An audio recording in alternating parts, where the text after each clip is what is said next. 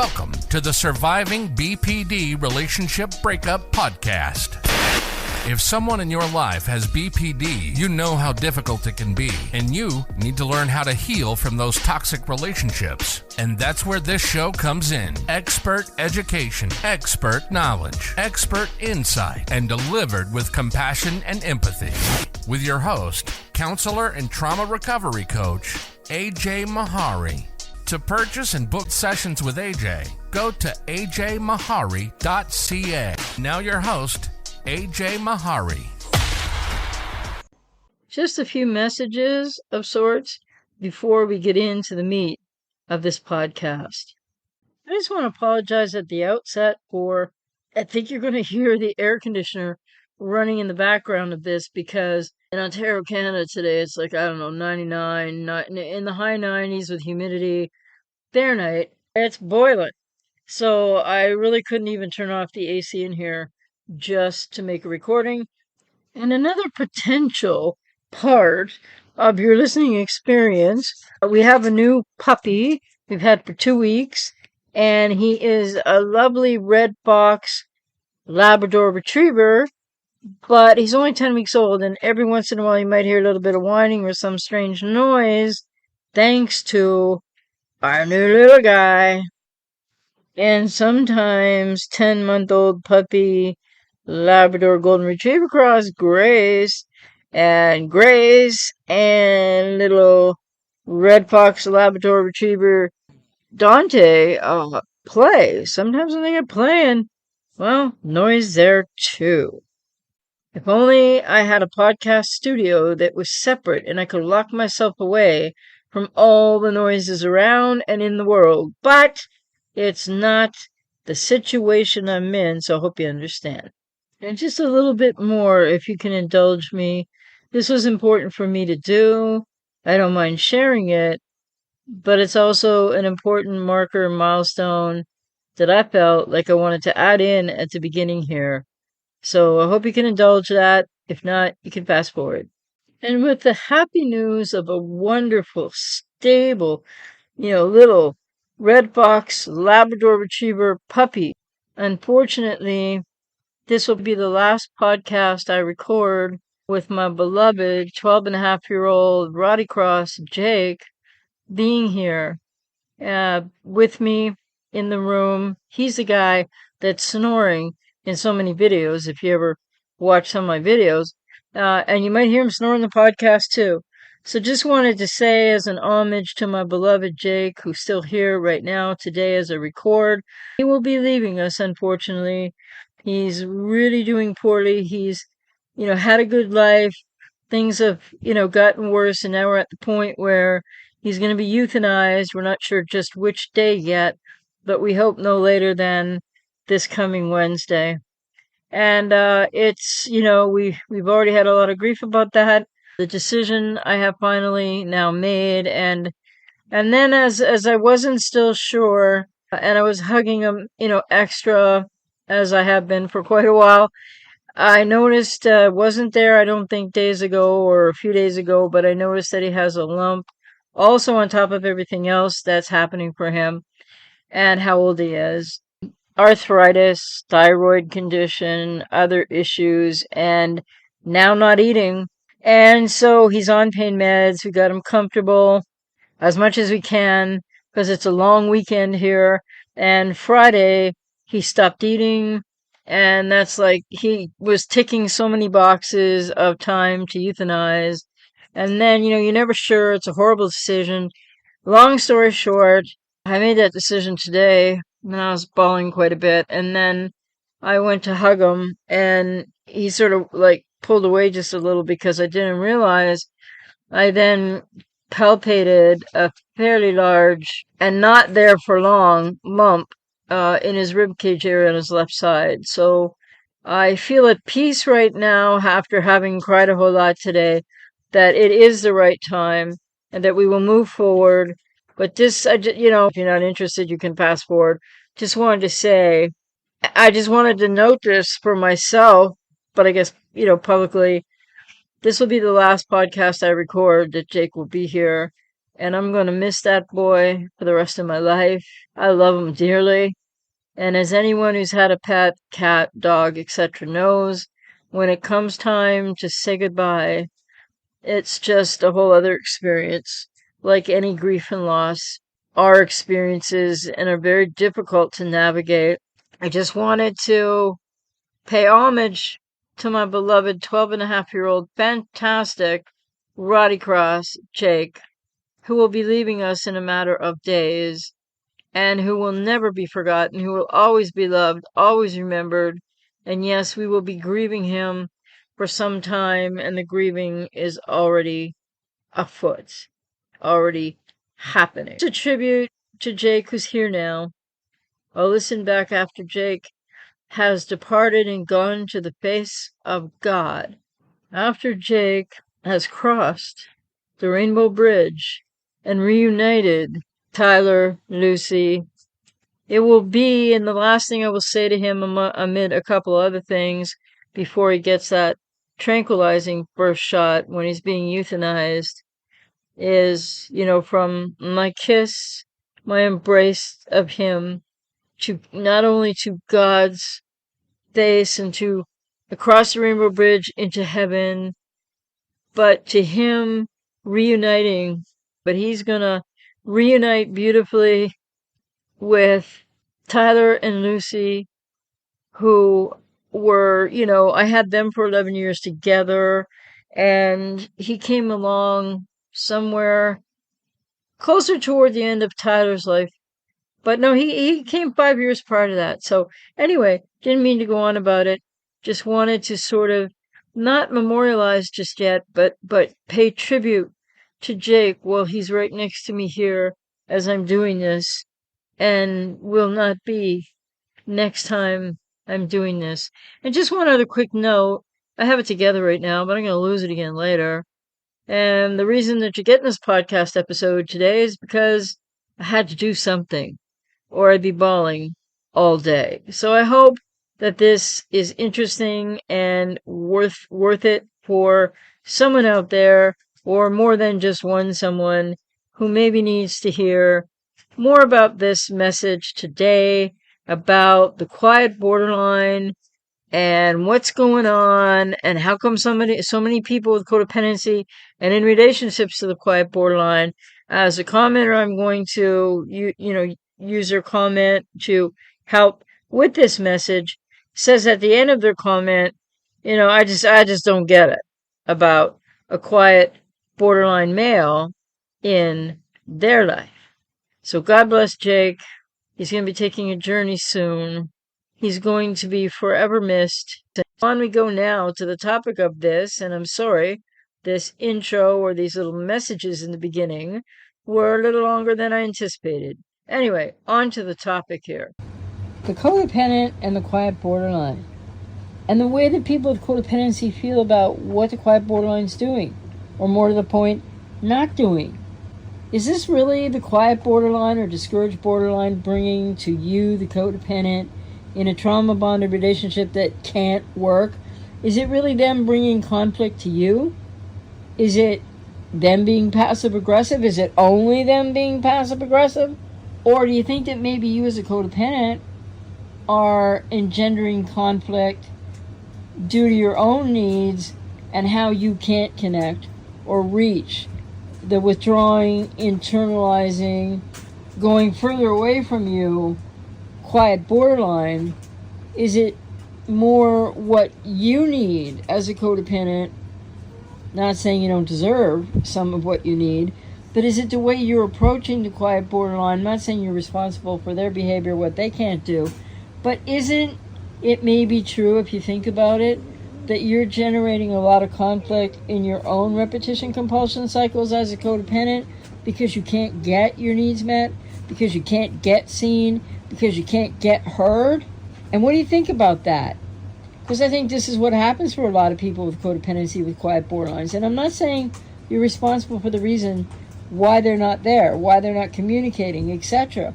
But what you're doing to yourself is you're self-abandoning. You're looking for something that you need externally instead of taking care of yourself, and it perpetuates a lot or a fair amount of what you might see as you might project actually onto the borderline, that the conflict that you're experiencing and how it's hurting you is coming from the borderline, the quiet borderline, when really often it isn't, because they are going into shutdown. They are going into withdrawal. They are doing what their pattern of their manifestation experience of borderline personality disorder dictates. And it's knee-jerk. They don't think about it. They don't do it on purpose to punish you. So where is the true conflict coming from with the quiet borderline? And I'm not here to say it's just coming from the codependent. Of course not. But I want you to think about what you're pursuing and looking for that isn't there. And the borderline has responsibility for all that and their part in the relationship. But have you ever stopped to think about what up with what you're doing that's creating conflict that is hurting you? The quiet borderline is hurting you in the way that they knee-jerk go to a withdrawing, push away, silent treatment, or ghosting kind of defense when they're totally emotionally dysregulated. And you keep on seeking something in repetition compulsions of codependency that isn't there. Can you see how maybe you're generating a lot of conflict for yourself? People with quiet BPD cannot meet your needs and don't know the difference between self and other. What do you think? Do people with discouraged type of BPD, known as the quiet borderline, are they really trying to, in a passive-aggressive way, purposefully always, or each and every one of them, create conflict with the fact that they are quiet borderlines, that they turn everything inward? And often people in relationships with a quiet borderline or the discouraged subtype of BPD don't really know or recognize a lot about what's going on, or more to the point, what's not happening in the relationship. When people say, or quiet borderlines themselves say to a person closest or a partner or a family member, etc., that they're not that they're conflict avoidant, that they're not conflictual, then are there ways that people with codependency in these trauma-bonded relationships are going to experience that you're perceiving that they're creating conflict anyway? Because essentially the discouraged borderline subtype, the quiet borderline, cannot meet your needs, cannot see you, cannot hear you, has no capacity or capability to care about how you're feeling when they're emotionally dysregulated, withdrawing. You're experiencing that as a silent treatment. They might withdraw, they might ghost in cycles of hours or a day or a few days or longer.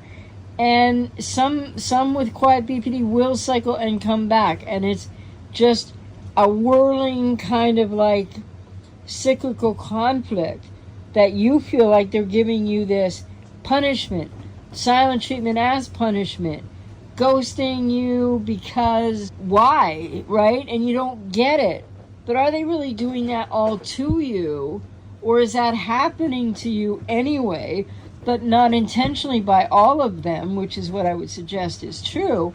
But the bottom line is, what do you need to know about this when you have codependency and you're in your own codependent repetition compulsion cycles of continually trying to seek or communicate in ways with the quiet borderline where they just aren't going to be able to be there to functionally meet you there because of what they're going through, because they do have borderline personality disorder, because quiet borderlines or that subtype of discouraged borderline personality disorder does not mean they're less borderline. They have everything going on similarly in patterns to the petulant, acting out, raging borderline who shows all kinds of other behavior that is nothing but the epitome of conflictual. So, what do you think? Comment or ask a question about this. I'm going to get into this, but are you still trying to understand why the quiet borderline can't be there to answer your questions, to hear your pain, which of course, you deserve to have heard, But are you still abandoning yourself as a codependent, expecting a quiet borderline to be able to give you something, recognize something that they can't?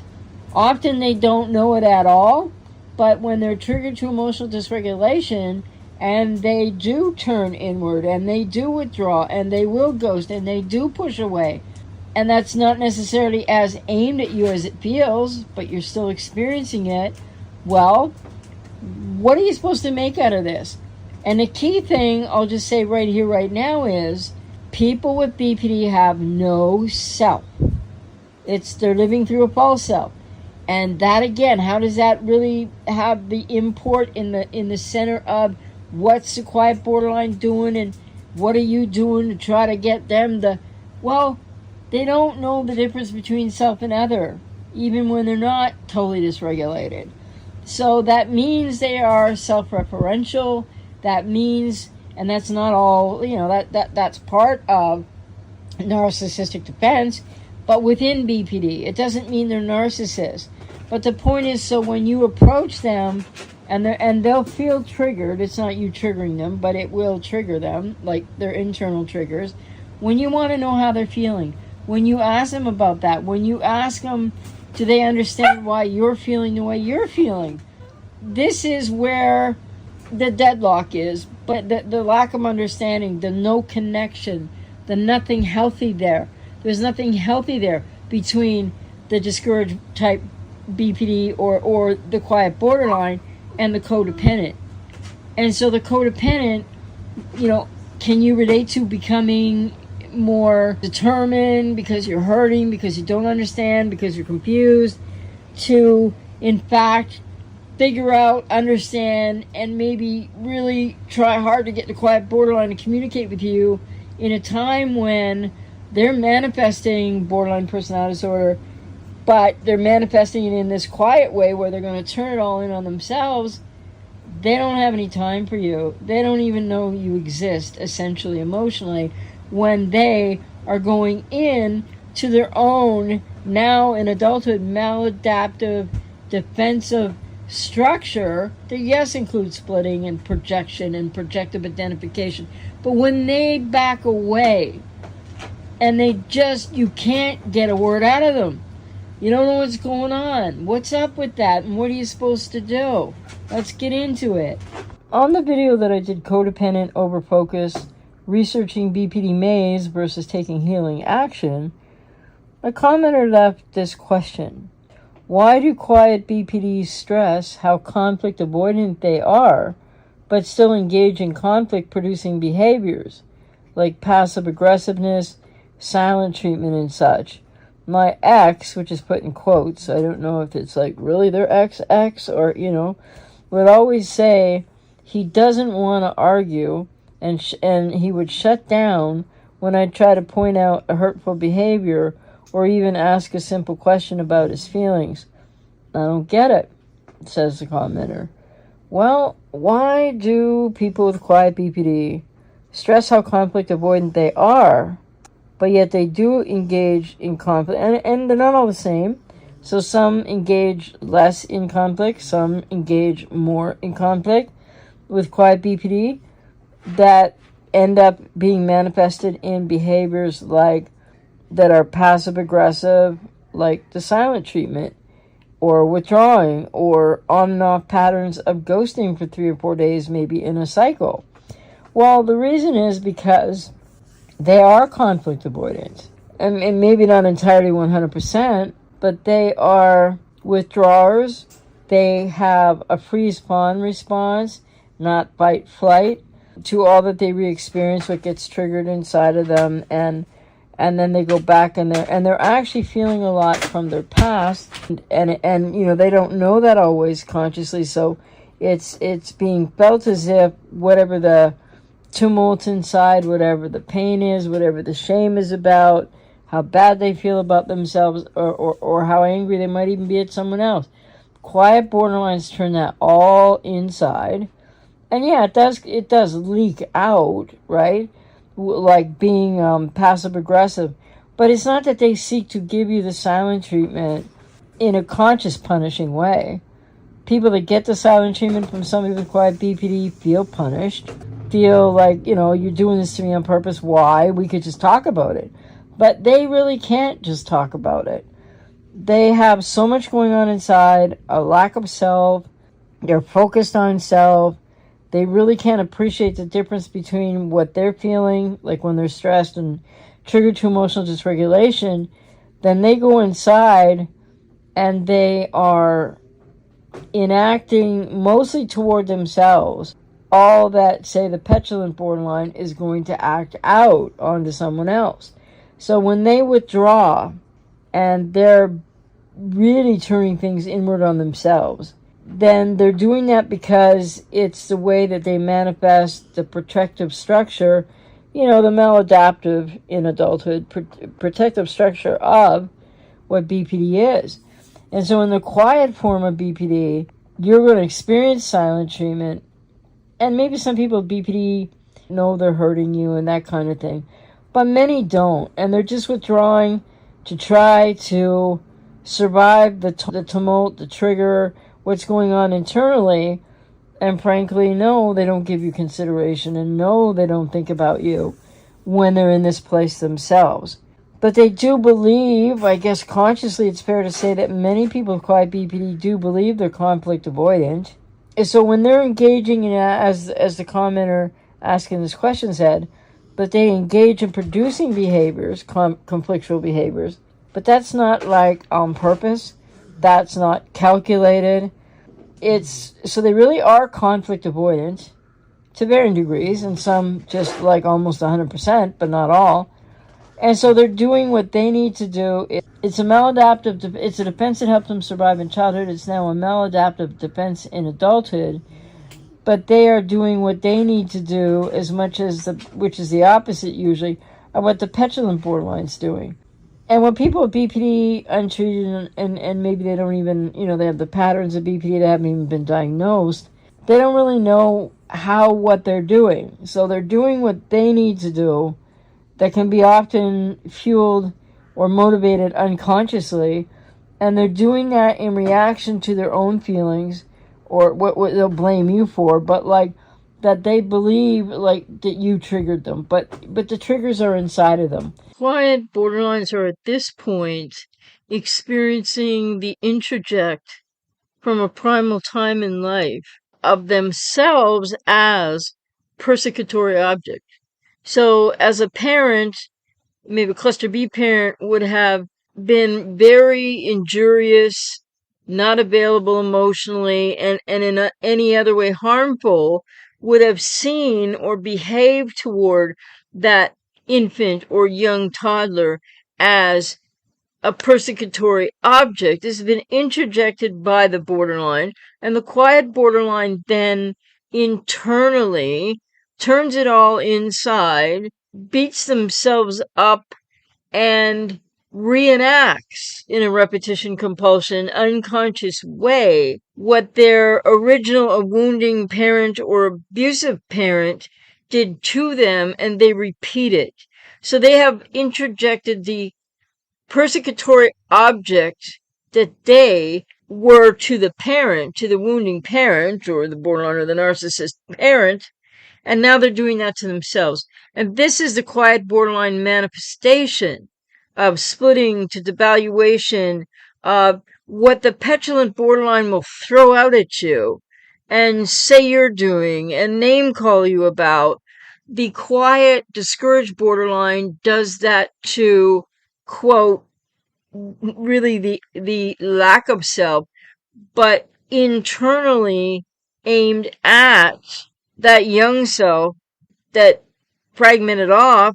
So they're really busy experiencing a whole lot of horrible stuff inside, and it doesn't make it right that they can't be responsible or accountable for what's happening for you. But this is just how unavailable they are, and how they don't have the emotional intelligence or skill or self from which to be able to hear you, to see you, to be mutual, to be reciprocal. And you're there going like, but they're doing this and they're so conflictual and I can't get anything out of them. I can't get a word out of them. And you feel punished, and you hurt, which for a lot of people with codependency can be when you might have experienced your own wounding an emotionally available parent, or for a lot of people with codependency, cluster B parent as well. But the quiet borderline turns all in onto, quote, the abyss of lack of self, this introjected persecutory object. And then does a quiet borderline ever project that out, externalize that in some ways? Yes, often they do, but still maybe not really overt ways or ways that you can understand what the heck's going on or that they know what the heck's going on. They are, however, responsible for this, but it's also very tragic because they've interjected that strongly, right, in the absence of an own self, a fragmented off self that psychologically died to the arrested emotional development. You see what's happening for them. And I'm not saying that's more important than what's happening for you, but you're not going to get what you want out of the quiet, discouraged borderline, maybe ever, except for, you're trying to get back to the way you thought they were in the idealization phase, but they don't have it to give to you. And I'm not making excuses for what, how they can then affect you. But this is where people with codependency have to realize this doesn't work. I'm overextending myself. I'm giving, but I need to get, not in a bad way. You have needs too.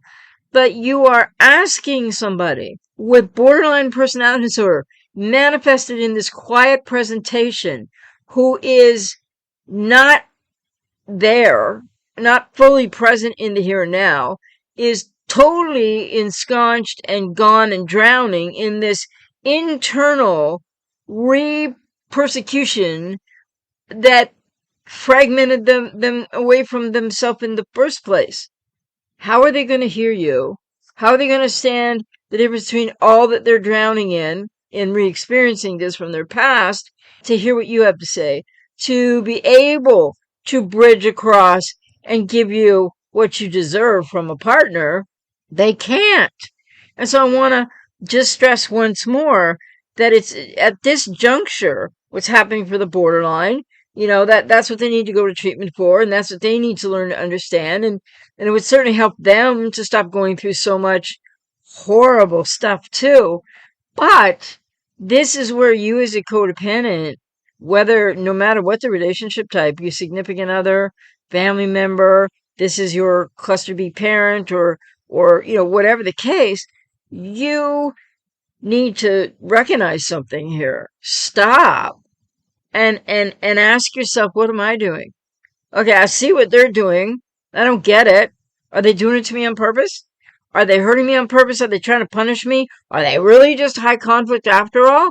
Well, some are, some aren't. A lot of the time it isn't really about that, but how does asking those questions over and over in circular ways to them or to yourself help you? Because the answer is it doesn't help you at all. So now we have the reality of the quiet borderline, the discouraged borderline, the reality of what they do when they split and devalue someone, they turn it in. When they get triggered and all messed up inside and triggered back to past trauma, etc., and they're feeling all this stuff inside that they're not consciously aware of what it is at all or where it's coming from, yeah, they might still think it's you, but they're just so focused, as they always have been, because this is the manifestation of borderline personality disorder, turned inward instead of all turned outward. And when they turn it in, there is no external world for them to be aware of, to experience, to remember, to think about, to care about. And I'm not saying that makes it all great and dandy.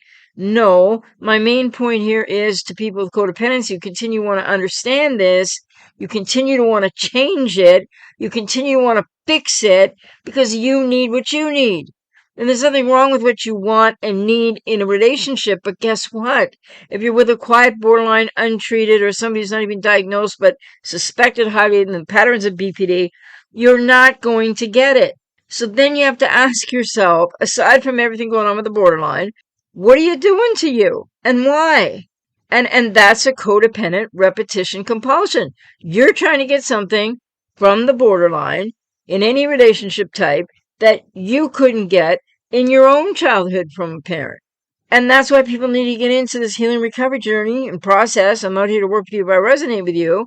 The quiet borderline, the going within, the shutting down, the what you take as the silent treatment. Fine if you experience it like that, but then you think they're doing it on purpose all the time. Well, I don't think they're doing it on purpose all the time. But it's still something where they have a big issue and can't give you, can't see you, can't hear you, aren't there for you, and really can't even, it's like you don't exist in those times, and that's not okay.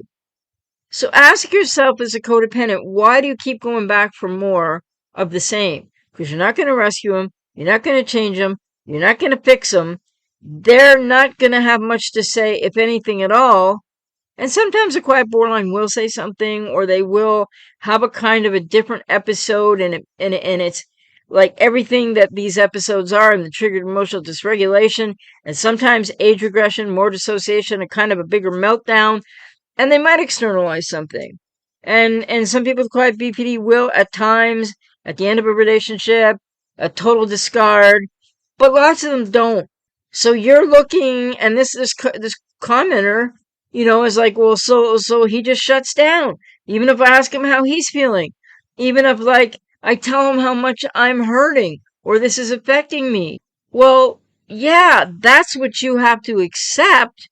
Not in the sense that it's okay, but that's what you have to accept about the quiet, discouraged borderline, and that they have borderline personality disorder, and that they can't relate in the way that anyone would need a partner to relate. They can't even get on the same page. And so you are non-existent to them more than you're existent to them. And even when you're existent to them in some capacity, you're being experienced often as object other parent representation. And so you're not going to get seen, and you're not going to get heard. And the intermittent reinforcement, sometimes the good is oh so good. But then you're in the cognitive dissonance experience of this is so good, you forget all of this other stuff that hurts you like HE double hockey sticks. But the conflict is more driven at that moment by the codependent wanting what they want, looking for it, where they're looking for reciprocity, mutuality, understanding, empathy, to be heard and seen about how you feel, what you need to know, what you don't understand, and they don't have anything to give. They're just not there because they're not adults. They don't have a stable self. They don't have any congruence. They're not emotionally adult. And so, yeah, I'll just say it one more time. As a codependent, why do you keep on characterizing? I mean, they're doing what they're doing and it hurts you, yes, and they're not available for you, but you have to realize this is a borderline personality disorder, untreated. And you're not going to change it, and you're not going to fix it, and you're not going to get what you need, and you're not going to get what you want. You don't even know who they are. So what's stopping you? And I know it's really hard. These are trauma bonds. It's very painful. But what's stopping you from starting a process of healing to let go and get yourself out of that relationship cycle of relationships that aren't working and don't work? What's stopping you from moving forward to focus on you instead of the borderline, or in this case, the quiet borderline, and why can't they do this, and why did they do that, and why did they do the other? Because massively people say, I don't get it. Is it more important, do you think, to get it? Because even if you get it, I hope this helps you get it, but even if you get it, you're still stuck in the exact same impossibility of relating in a relationship that isn't functioning, and you can't control that, you can't fix that, you can't change that. You can only just start to take care of yourself, end that relationship if in fact the quiet borderline doesn't, ghost you to a discard and whatnot. End it. Get into your own healing and recovery process. And I mean, easier said than done. But the conflict in those moments with the quiet borderline who doesn't, project out or put out or externalize anything per se that's conflictual, What's happening is they're not giving you what you need and what you want, and that matters. But that's not them generating conflict. You actually then generate conflict, maybe in a roundabout way, and project out that they're generating conflict with you on purpose because you need what you need and you want what you want, and they can't give it to you. So then I gently say to you, why are you still there? You've been listening to the Surviving BPD Relationship Breakup Podcast with your host, counselor and trauma recovery coach, AJ Mahari. For more or get sessions with AJ, go to ajmahari.ca. See you next time.